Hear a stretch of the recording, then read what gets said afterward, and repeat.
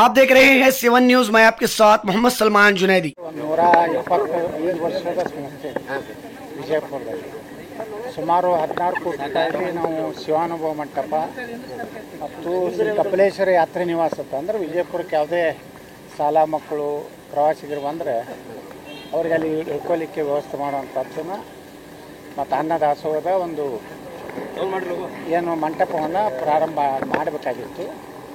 ಅದಕ್ಕೆ ಕೊಪ್ಪಳದ ಶ್ರೀ ಗುರುಗಳ ಒಂದು ಉದ್ಘಾಟನೆಗೆ ಕಾರ್ಯಕ್ರಮ ಕರೀಲಿಕ್ಕೆ ನಾನು ನಮ್ಮ ಸಿದ್ದೇಶ್ವರ ಸಂಸ್ಥೆ ಆಡಳಿತ ಮಂಡಳಿ ಮಾಡಬಂದಿದ್ದೆ. ಸರ್, ಈಗ ಉಚ್ಚಾಟನೆ ಆದಮೇಲೆ ಈಗ ಕಾಂಗ್ರೆಸ್ ಹೋಗ್ತಾರೆ, ಹೊಸ ಪಕ್ಷ ಕಟ್ತಾರೆ, ಏನಿದೆ ಸರ್ ಹೊಸ ಪಕ್ಷ ಕಟ್ತಾರೆ ಅಂತ? ಕಾಂಗ್ರೆಸ್ ಅಂತೂ ಈ ಜನ್ಮದಾಗ ಹೋಗುದಿಲ್ಲ, ಮುಂದಿನ ಜನ್ಮದಾಗ ಹೋಗುದಿಲ್ಲ. ಕಾಂಗ್ರೆಸ್ ಅದು ಒಂದು ಮುಸ್ಲಿಮರ ಪಕ್ಷ, ಅದು ಹಿಂದೂಗಳ ಪಕ್ಷ ಅಲ್ಲ.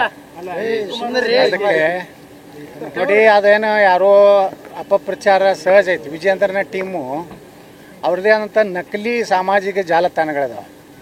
ಅದರಲ್ಲಿ ನಕಲಿ ಫೋಟೋಗಳನ್ನು ಹಾಕೋದು, ನಕಲಿ ಈ ರೀತಿಯ ಸುದ್ದಿಗಳನ್ನು ಬಿಡುಗಡೆ ಮಾಡೋದು, ಮತ್ತು ಕೆಲವೊಂದು ಮಾಧ್ಯಮದವರು ಅವ್ರಿಗೆ ಭಾಳ ಸಪೋರ್ಟು ಅದಾರೆ. ಯಾಕಂದ್ರೆ ಭಾಳ ಶ್ರೀಮಂತರು ಅದಾರ. ಅವರು 16,000 ಕೋಟಿ ರೂಪಾಯಿ ಲೂಟಿ ಮಾಡ್ಯಾರ ಕರ್ನಾಟಕ ರೈತರ ಹೆಸರಲ್ಲೇ, ವೀರಶೈವ ಲಿಂಗಾಯತರ ಹೆಸರಲ್ಲೇ. ಯಾರು? ಯಡಿಯೂರಪ್ಪ ಅವನ ಮಗ ಇದ್ರಾಗ ಎಟ್ಟು ತಿಂದರು ಕರೋನಾದಾಗ.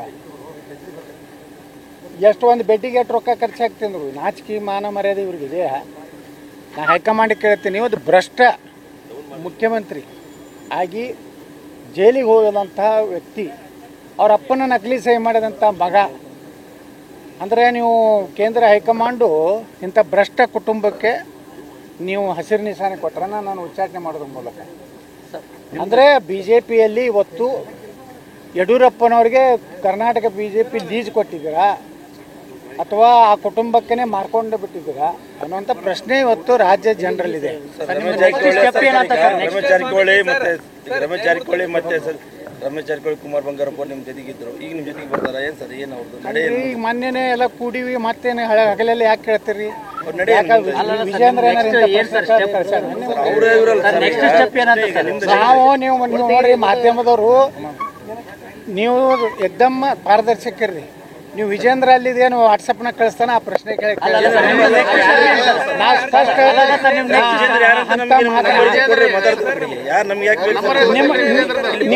ನೀವಂತ ಕೇಳ್ತಾರಲ್ಲ, ನೀವು ಬರೀ ಒದಾಡೋದಿದ್ರೆ ಬರಬೇಡ ಗೆಟ್ ಔಟ್.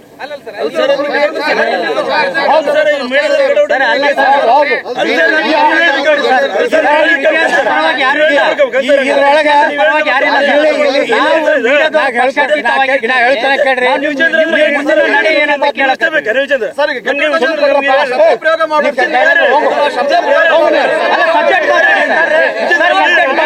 ನೀವು ನೆಕ್ಸ್ಟ್ ಸ್ಟೆಪ್ ಏನು ಸರ್? ನೆಕ್ಸ್ಟ್ ಸ್ಟೆಪ್ ಏನಂತ ನಿಮ್ಮ ನಿರ್ಧಾರ ಏನು ಸರ್? ಬ್ರದರ್ ಅವ್ರು ಹೇಳ್ತಿದ್ರು ಫೋನ್ ನಂಬರ್ ಐತೆ ನೋಡಿ ಮುಖಂಡ, ನೀವು ಯಾಕೆ ಮಾತಾಡ್ತಾರೆ ಸರ್? ನೆಕ್ಸ್ಟ್ ನಿರ್ಧಾರ